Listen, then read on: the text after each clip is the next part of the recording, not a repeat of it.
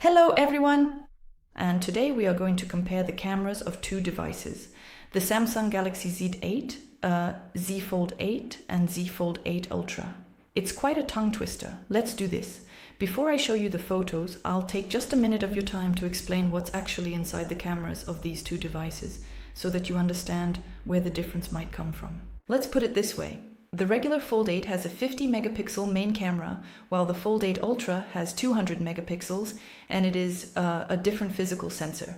Actually, it's the same one that's in the Samsung S26 Ultra. The Ultra also has a separate telephoto lens with 3 times optical zoom, while the regular Fold 8 doesn't have a telephoto lens at all, meaning all zoom is digital and like a crop from the main camera. But what they do have in common is the ultra-wide camera. On both devices, it's 50 megapixels and in theory should shoot more or less the same. So next we'll look at the shots I took literally an hour ago from the exact same spot. I tried to take them from the same spot, let's put it that way, at like the same time. Let's see where there's a difference and where 200 megapixels perhaps doesn't mean anything at all in practice. Let's move on to the photos. Let's put it this way, this isn't my first attempt at recording this video, because I kept forgetting to transfer something, but now it seems everything is ready. We'll start with a photo that I took on both devices today. These are photos taken against the sun. Here I think is the most difficult test for a camera. On the left side we have the Fold 8, and on the right the Fold 8 Ultra. And here we can already see that the regular Fold has this kind of glare across the entire frame. It looks cool overall, I like it, but also what can we say here? The sky turns out high contrast both here and there. Overall, maybe on the regular one it's a bit blurry around here. Although in general I don't see much of a difference. The only thing is the shadows are a bit more pronounced on the regular one than on the Ultra. Or rather, yes, on the regular one they are a bit darker. Just so you know, I didn't lower the exposure, so that's how it turned out for me. The difference is small, but if you really try hard, you can notice it, because here, for example, the tree is already getting a more silhouette-like appearance. Here on the Ultra, you can still make out the tree itself. Moving on. This is a regular photo, like without anything in almost the same place, but not exactly facing the sun anymore. So on the Fold 8, these shadows in the alley have practically fallen into black, which is what we can notice here. On the Ultra, everything looks fine in general. Well, or rather, not as dark, the picture itself isn't as dark. The tree also turned into a silhouette on the regular one. The details of the house are almost unreadable. Here you can, of course, make something out, but it's not as pleasing to the eye as, for example, on the Ultra. So overall, if we're talking about the 200 megapixel sensor on the Ultra, it really does provide some advantage, specifically when working with high contrast scenes where there's a bright sky and a dark shadow right next to each other. Okay, let's move on to the ultra wide angle camera now.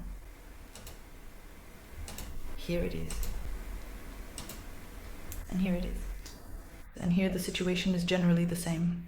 And although the sensor there on both models is the same 50 megapixels, here it's already a matter of perhaps image post-processing, because again, I didn't change the exposure. Moving on. Oh, a lot of identical photos. Here we have the zoom. This is just 1 times, just a regular photo. Here we have 2x. There. Here we don't see any difference. On the Ultra it's 3 times, on the regular one it's 4 times. And here the difference is already slightly noticeable because, for example, if we zoom in on even the same brick, it already looks different both there and there. There. Well, that is, some small details are already starting to blur a little bit on the regular Fold.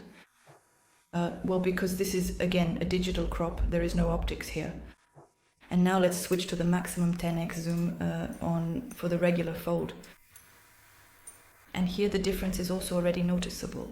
So in general, if you don't look closely, we won't see the difference. But if you zoom in on that same brick again, then you can see the difference. On the regular one, it's more blurry. Here you can't make out anything at all. Here it's still more or less okay. But again, for the Ultra, this isn't the limit, because for the Ultra, the maximum zoom is 30x. We can see that right here. Okay, let's move on. Let's move on to macro photography. I also tried to take some shots here. Here. In comparison. Let's put it this way. Honestly, there's practically no difference in macro. Both phones shoot macro using the same ultra-wide wide camera. And the leaf in the photo, overall, the leaves turned out equally detailed. You can see the veins, you can see the texture, you can see some small damages. Oops, I closed it. You can see the small damages. Here. So if you often shoot in macro, if you really use this mode, well, there isn't a separate mode, but we just turn on the ultra-wide camera and bring the phone closer to the object, then paying extra for the Ultra doesn't really justify itself here. There. Now let's move on to portrait photography. So these photos are more or less... Oh, what is going on? These photos are more or less the same, so we'll stick with them. What can I say? In portrait mode, the skin tone and overall color turned out generally similar on both models. I wouldn't say there's any big difference. Maybe there's a difference in the fine detail, but again, you really have to zoom in, take a look, and notice that difference. There. So I don't know. Maybe there is some in the fine skin detail, or maybe there's also some blur around the edges here. But honestly speaking, both of them have their flaws. It's not perfect here, and it's not perfect there either. So in general, for me, there's no real difference. But here, for example, my outline is a bit blurry, and it's blurry here too. Well, anyway. Basically, if you really, really zoom in and really take a close look, we'll find a difference. But otherwise, just by eye, in normal viewing, the difference is practically unnoticeable. So we still have one more video left.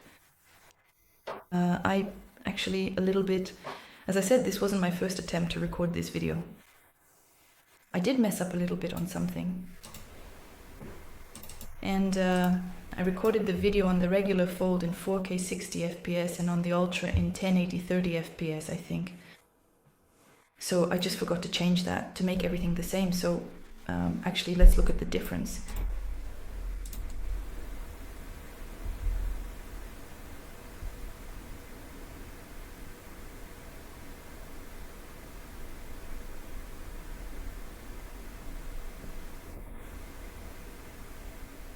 I don't know, for me there's no real difference. The only thing that caught my eye is that, in my opinion, the video on the Ultra is even smoother. I also want to clarify, on both devices you can shoot in 8K 60 FPS. That I think is the maximum. I'll double check this right now so that I don't mislead you. 8K 30 FPS. There. That's like the maximum on both of them. So overall that sounds pretty good. In everyday life, of course, we're unlikely to need 8K, but it's already not bad. There, that's all. Write your comments, what you think about these two devices, which one you would get for yourself, whose camera you prefer more. Well, and like the video, subscribe to our channel. Bye.